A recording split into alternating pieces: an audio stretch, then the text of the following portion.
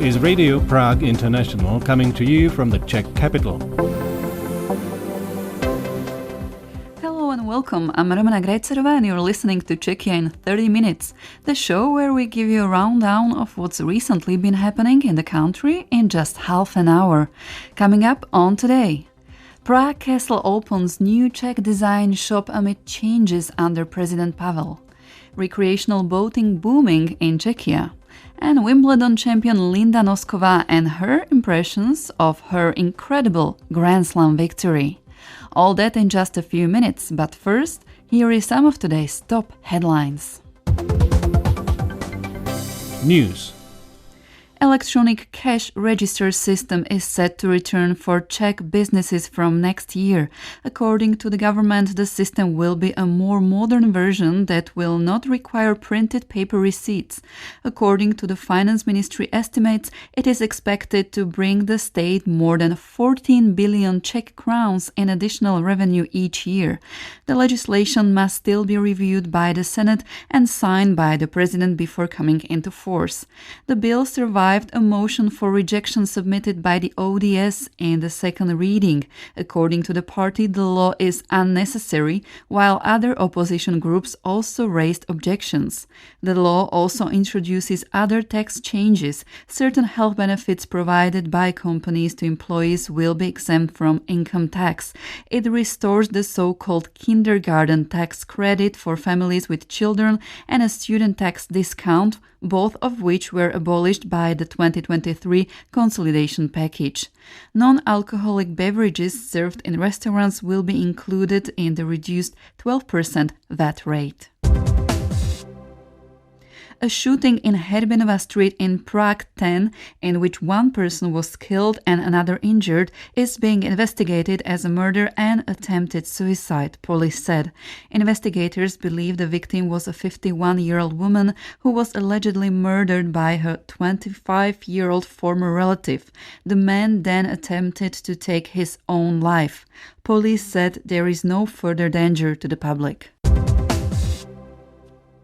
10 EU member states, including the Czech Republic, have called on the EU to reconsider a new carbon emissions charge on transport fuels.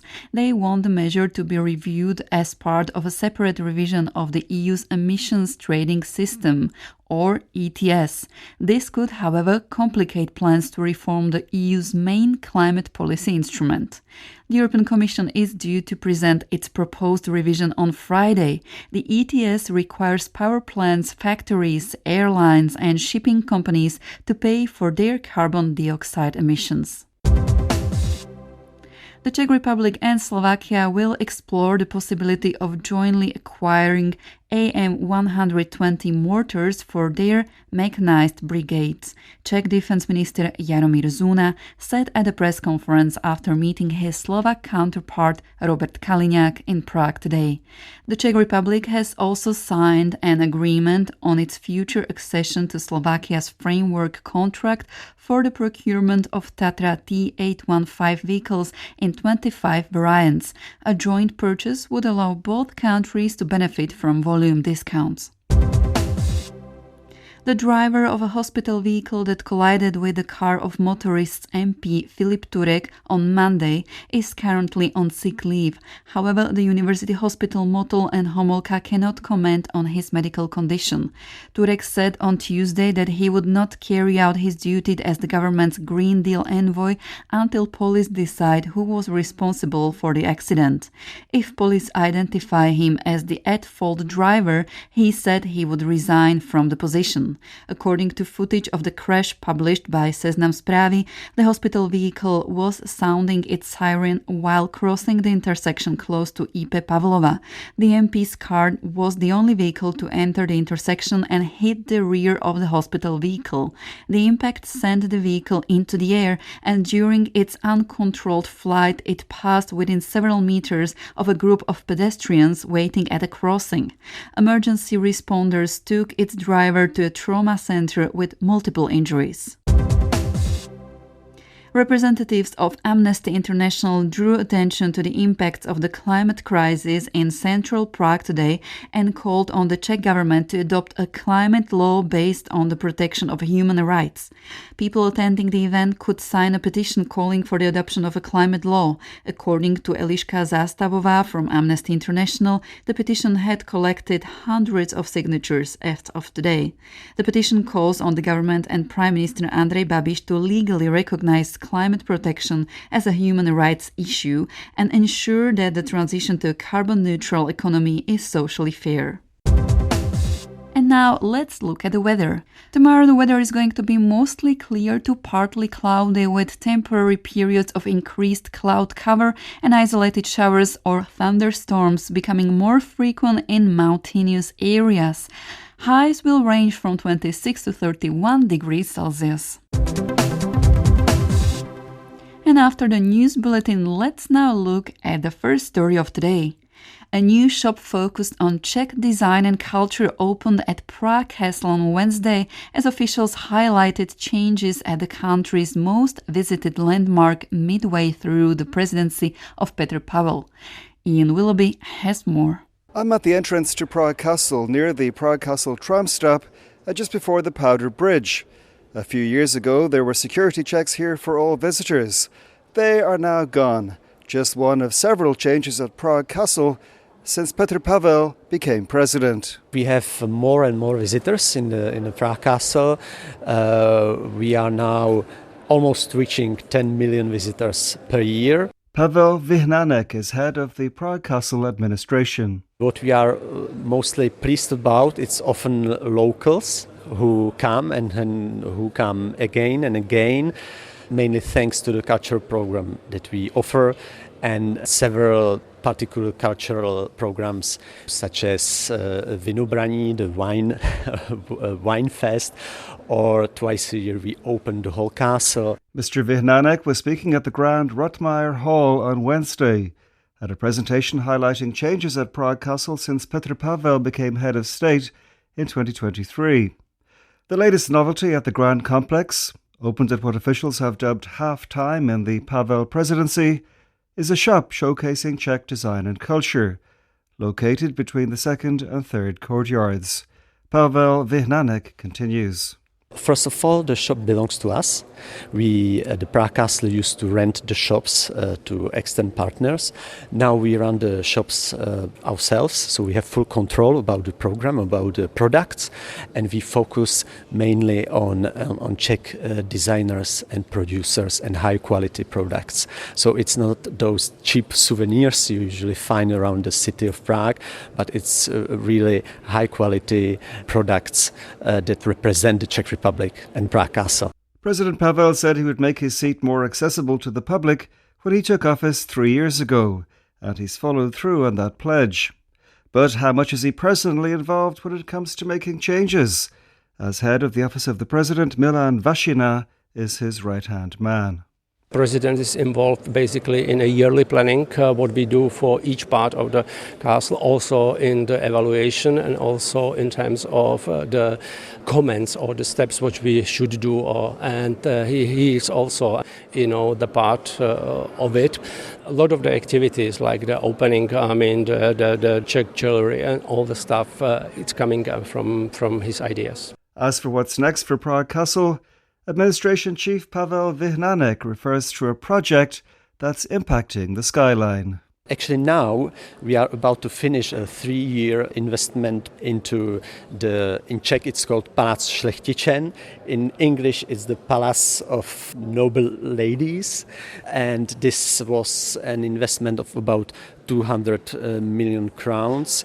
You can notice it from the whole of the city because it has changed about a fifth of the panorama of Hradčany. So if you look from the center of the city, you still see a little bit of the construction site, but it's slowly disappearing and you will see only the new palace. Ian will be with that report. More and more Czechs are discovering the joys of life on the water. The number of recreational boats registered in the country has doubled over the past decade, reflecting the growing popularity of boating as a summer pastime. Daniela Lazarová continues. One of the country's most popular boating destinations is the Slapy Reservoir south of Prague.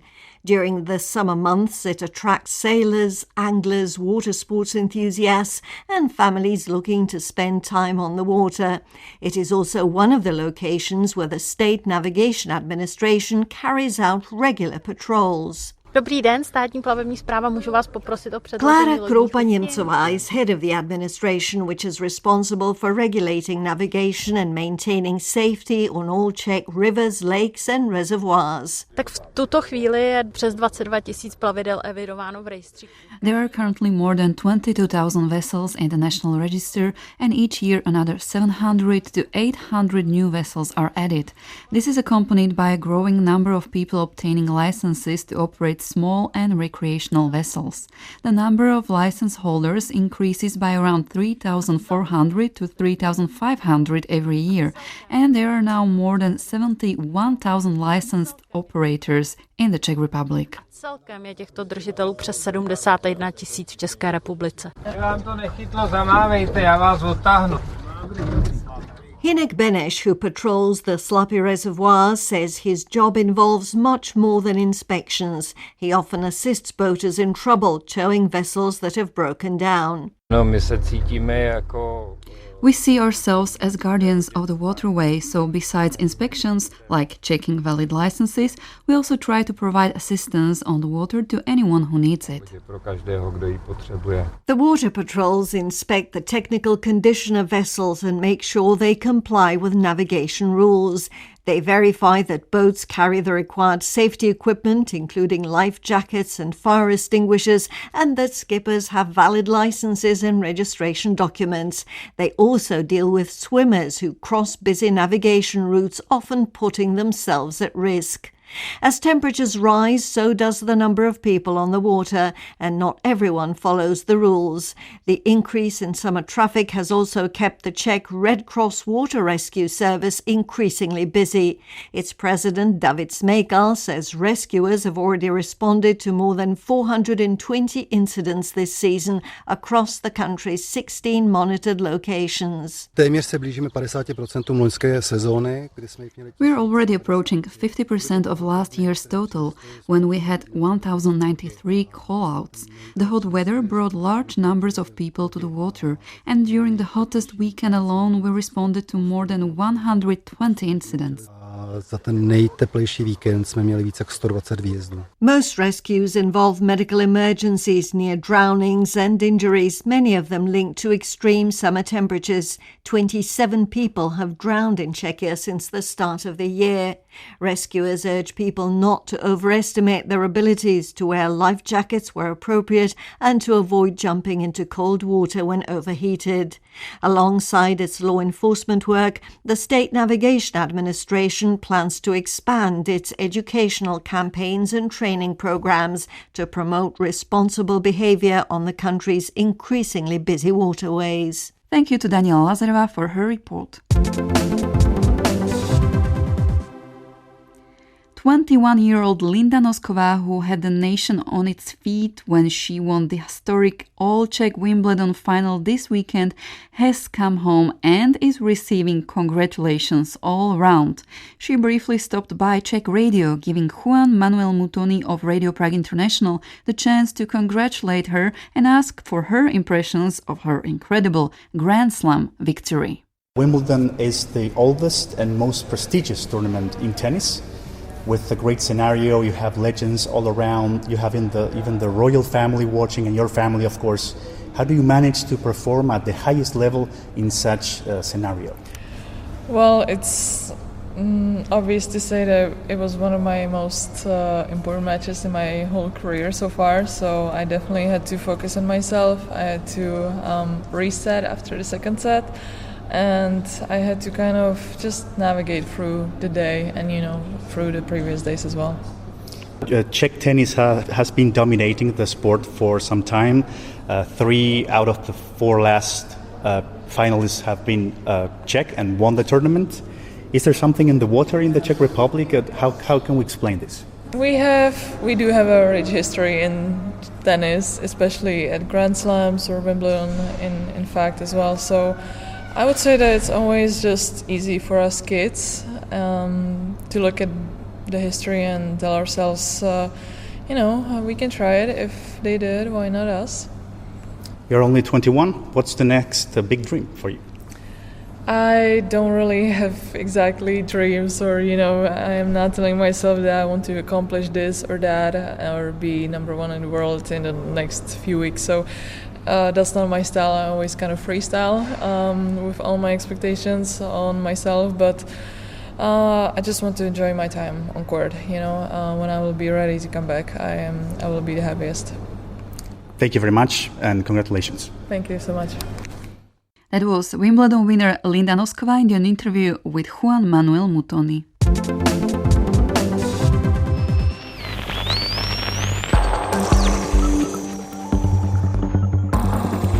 This is Radio Prague, Czechoslovakia.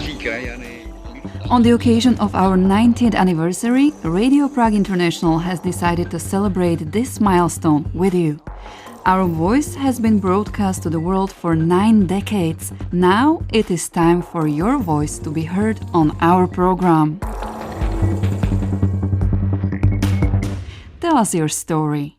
Why do you listen to Radio Prague International? Since when have you known Radio Prague International, and what does Radio Prague International mean to you today? And last but not least, choose one story from our archive and tell us why it resonated with you. And how to participate? You can either send us an email at english@radio.cz with a recording answering the questions above, send us your phone number so we can call you and record your answers, or send us your answers in written form and we will read them for you. Your responses can be anonymous, or they can include your name if you wish. In any case, they will become a central part of our special broadcast culminating in August, the month when Radio Prague International was established in 1936. For 90 years, our station has been broadcasting stories of people, places and events that we believe would be valuable to you. Now, in these uncertain times, more than ever, it is your story that would be of value to us. Share it with us, share it with the world. The floor is yours. Why study Czech today? That's the question Ruth Franková asked Professor of Czech Language and Linguistics Neil Bermel in the following interview.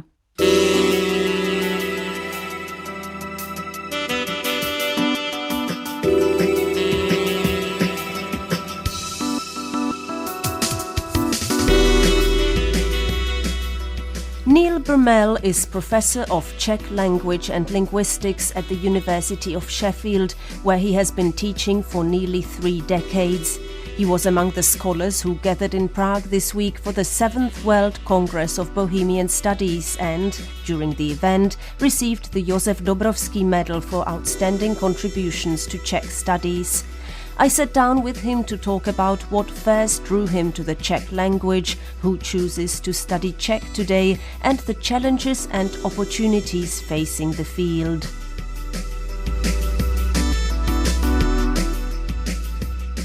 First of all, you have spent nearly 3 decades teaching Czech language and linguistics at the University of Sheffield. What first drew you to the Czech language, and why have you decided to devote your career to it? Well, I was trained actually as a Russianist as an undergraduate and went to postgraduate study really to continue work in Russian and in linguistics, which I found interesting. And in my first year there, I was more or less assigned to study Czech as a second Slavonic language. The Czech teacher at the time there was Hanna Geifmanová, and she was just incredibly inspirational. She really encouraged us to combine that study of Czech language with Czech culture, and she created an entire group of enthusiasts out of us. And so I went away sort of converted. I did continue on and write my PhD on a topic involving Russian linguistics, but it was always a bit of a secret ambition to see whether I could maybe somehow combine that with Czech. And when I finished and a post came up in Czech linguistics at Sheffield, I thought, well, I've got to try it out. To my great surprise, I was offered the job, and I decided, okay, so let's give this a try. But I think what drew me to Czech was not only kind of feeling more comfortable in the culture and more comfortable in the place, but also the sense that, at least in the West, the study of these smaller Slavonic languages was more of an open field. It felt to me like there was so much to do and so much of interest, and there was a very rich vein of material to mine. Russian was already well done, and I really felt when I did things Czech like I was making more of a contribution. Who chooses to study Czech today? Has the profile of students changed? What draws them to the field? We do have the occasional heritage student. With Czech, I think that's always been a real minority. Many more of those heritage speakers go to study Russian or Polish. But with Czech, it tends to be some interest having taken a trip here as a teenager or earlier. Sometimes it's just a desire to try something a little bit different. I think most students at 18 come to university and they don't know Czech authors and they don't know a lot about Czech history. Something draws them to it, and then it's our job as the teaching staff to kind of deepen that interest and show them what else there is to stay interested in Czech. And that's what we try to do over the course of the degree. So to convert them as you had been converted 30 or more than 30 years ago. Fundamentally, yes, just following in my teacher's footsteps, I guess. Much of your research has focused on how the Czech language is used and how it changes. What do you find most fascinating about Czech? I think when you approach a language like Czech as a non-native speaker, I think especially a speaker of a language like English that can be quite analytic and isolating. Our words don't have a lot of different forms to them. There's just a couple in each case. And you encounter a language like Czech that has, 10, 12, 14, 20 different forms for every word. At first it feels a bit overwhelming. And if you are the sort of slightly nerdy person who can get interested in that sort of thing, and I guess I am, you do start to ask yourself why and how does it work and why does it work and what extra do the Czechs get from having all of that, abundant material to work with. And I think that was the first impulse that drew me into the study of morphological variation, because it's something we don't have a huge amount of in English, and I wanted to understand why. You have also translated several books into English. What were the biggest challenges in translating those texts? I think every book that I did was very different. I've translated novelists like Pavel Kohut, whose style is quite complex, and translating those quite long, complicated, playful sentences into English and still having it come out reading like an English text was the biggest challenge for me there. With an author like Daniela Fischerová, I think there it was, in a way, the simplicity of the text and the fact of how stripped back it was in many ways that, again, poses you certain challenges as a translator. You have to recreate that in some ways for the reader. And doing a historical memoir like I did with Helga Weissová, that again presents the challenges of making sure that an English reader who doesn't have any of that cultural background can still understand it and approach it and have the same immediacy for it that it has for the reader in the Czech Republic.